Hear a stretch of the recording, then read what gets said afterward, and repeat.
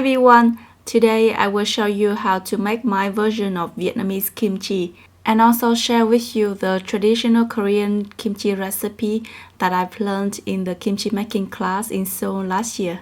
So let's begin! Helen's recipes. For Vietnamese kimchi, you can use any kind of cabbage. For example, Napa cabbage or potted cabbage or just normal one. About 8-inch or 20cm cucumber and a small carrot. To prepare the cabbage, detach the leaves. I'm just gonna use about 6 to 8 leaves for the recipe today. Cut into 1-inch pieces. Peel cucumber in random strips like this, so we can keep some green color in the vegetable mix. Cut the cucumber in half lengthwise and remove the soft part inside. Then slice into 1/2-inch pieces.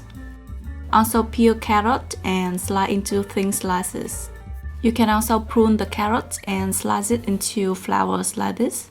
Just make shallow V-shaped incisions around the carrot and then slice horizontally.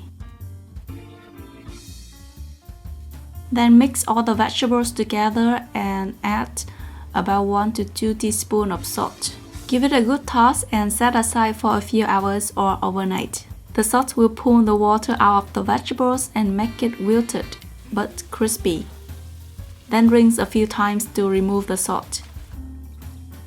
After that, squeeze out the water in the vegetables and place it in the last mixing bowl.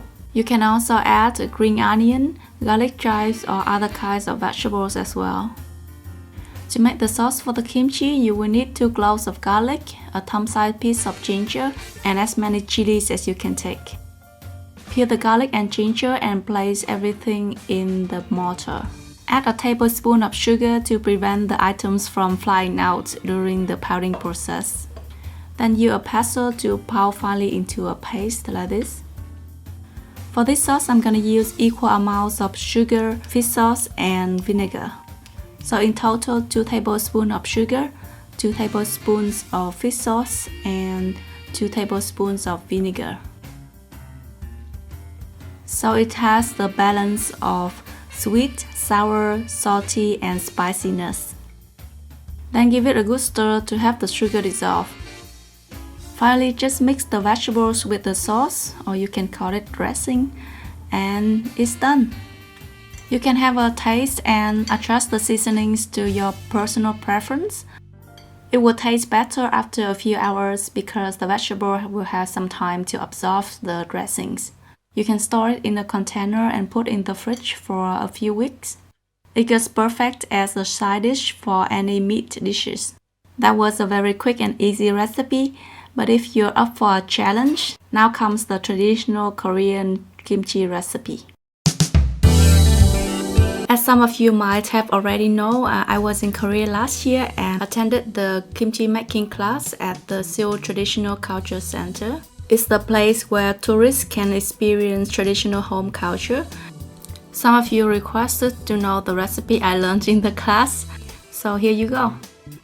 You want to cut the cabbage lengthwise into quarters, then use kosher salt to massage into the cabbage until it starts to soften a bit.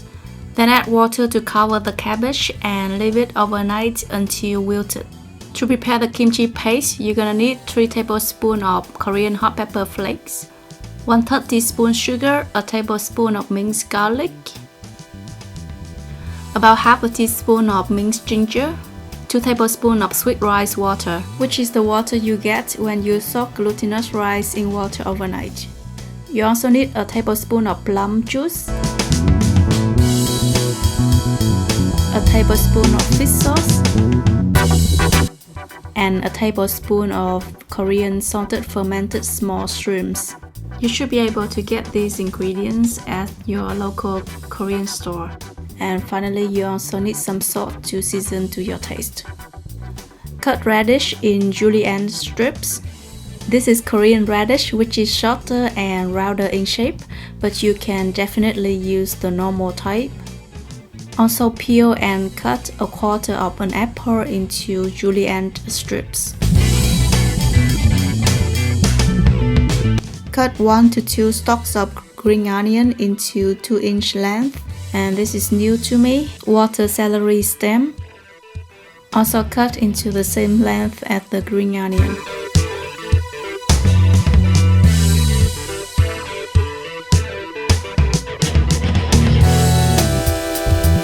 Place all the chopped vegetables into the large mixing bowl. Then gradually add in the seasonings. Hot pepper paste and sugar will go in first.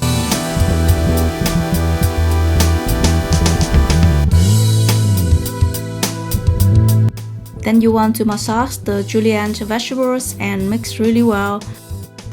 I was told this is to make the red color becomes more vibrant. I just kept mixing while waiting for the ladies to go around and distribute more ingredients.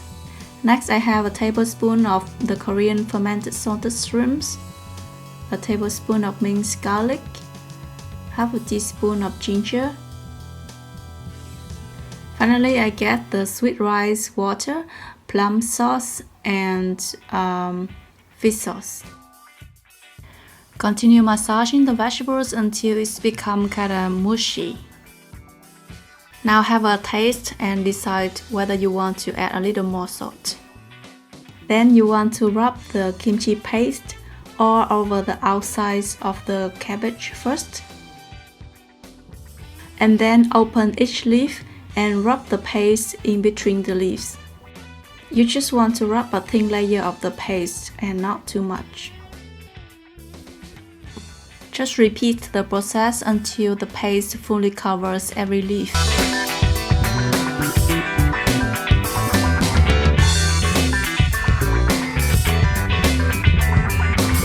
When finished, pack the cabbage in a container and let it ferment for a few days at room temperature. My cabbage was a little oversized compared to the container, so I needed some help from the tutor to rewrap it nicely and put it back into the container. After a few days, when it gets sour enough to your liking, you can refrigerate and keep for many weeks or months. Kimchi can be served as a side dish to any Korean dishes, so you just serve it as you like. That's it. I hope you like this video. Don't forget to click like and subscribe. Thank you for watching. Bye bye.